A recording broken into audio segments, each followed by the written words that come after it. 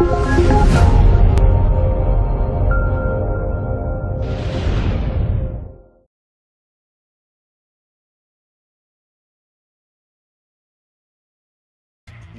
the first issue we have decided to focus the story on animations and animation system. It is probably the most important part of visual appeal. All players pay attention to it. No animation, no fun. Now I'm happy to introduce you to our galaxy-wide celebrity, Alexander Kovalchuk, best known as Kiba. He is our lead animator and he knows everything about animation, and now he'll share some of his knowledge with you.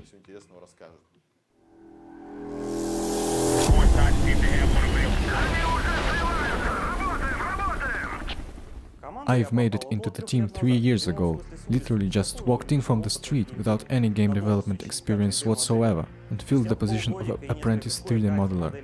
Half a year and several roughly modeled weapons later, guys on the team suggested me to try animating the weapons. Of course, if you look at the first gun I tampered with, it's gonna make me cry. However, 100 guns later, both of my own and fixed after my predecessors, there are some things to be proud of.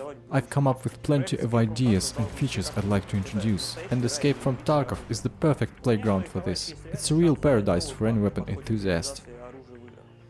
Me and my colleagues are facing a real chance of setting a new bar for weapon implementation in games. Our goal is maximum realism in weapon handling.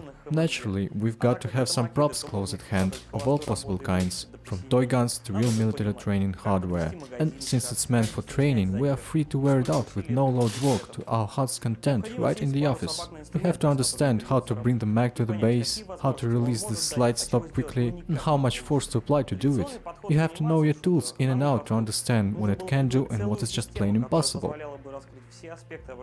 The traditional approach to animations in shooters was unacceptable. We had to build a whole system which would cover all possible aspects of weapon handling. Talking about other shooters generally, every weapon has 4 or 5 animations. Pull it out, shoot, reload, full or not, and if we're lucky, an idle animation. In our case, however, the very same weapon will need 10 times more animations, with all of them divided into segments and adjusted appropriately for smooth transition of one into another in numerous possible combinations. Moreover, all of them should run smoothly, sharply, and most importantly, not arbitrarily.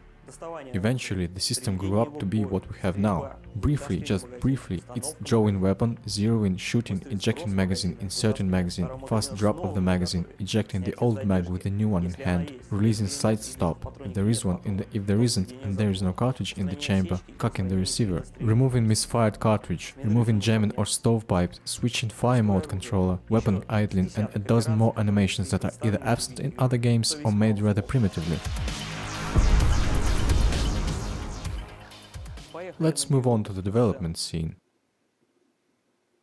What do we see first? Characters' legs, of course. Hooray! Seems like everybody wanted to see characters' legs. In our hands we have AK-74N without receiver cover. Well, since we're normal people, we'll put it back. Please note, all operations are animated. Thereon we notice the absence of a magazine. If you're an inexperienced AK-74 owner, you will do the following loading operations. Basics and classics. Let's now eject the magazine and try it again. Notice the cartridge remaining in chamber. Now let's imagine you're slightly more experienced owner.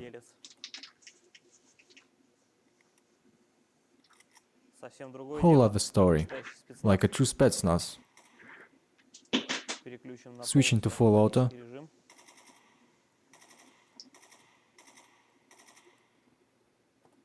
We can also check if there is ammo remaining in the mag, which by the way was taken from RPK-74.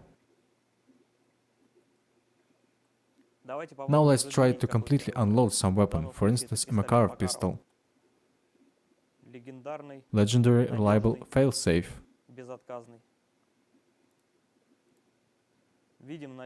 Here we see there is a magazine and a round in the chamber.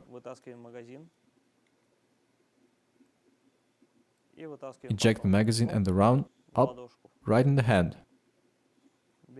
Now drawing AK-74 again. Now let's try to imagine the situation where a failsafe Kalashnikov starts to misfire and jam the cases.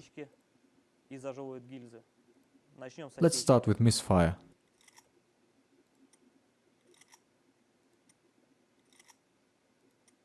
Please note the whole cartridge is extracted. Now let's try an instance of jamming of extracted case.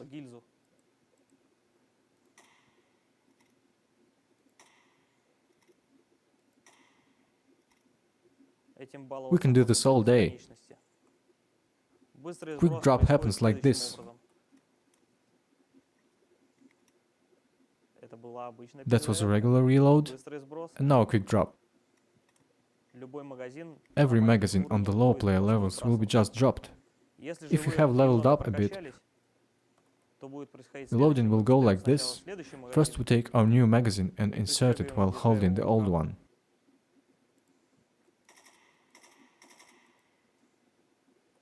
Loading M4.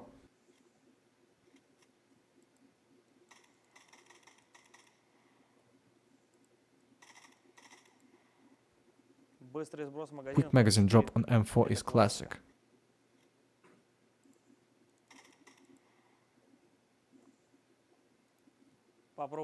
Let's try the case jamming scenario.